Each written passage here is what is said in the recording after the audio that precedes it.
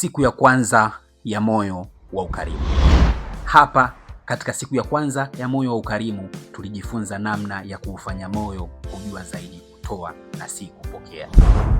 Na katika kufanya hivyo tukasema twende tukanunue viatu kwa ajili ya zawadi ya moja ya wanafunzi wetu wa sanaa ya kuimba, anaitwa Naomi.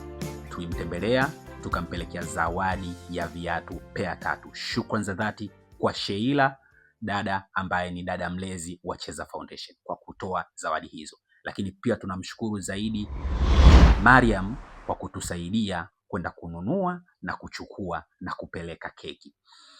Tulipata nafasi ya kula, tulipata nafasi ya kufurahi na kuenjoy na Naomi pamoja na familia yake pamoja na mama yake. Mpaka kesho, njoo tena utazame kujua ni njia gani tunayotumia kufundisha moyo kuwa wa ukarimu. Mimi naitwa Mwalimu Swahibu Boston Karata, ni mwalimu wa michezo kutoka katika taasisi ya Cheza Foundation Tanzania. Stay positive, stay active.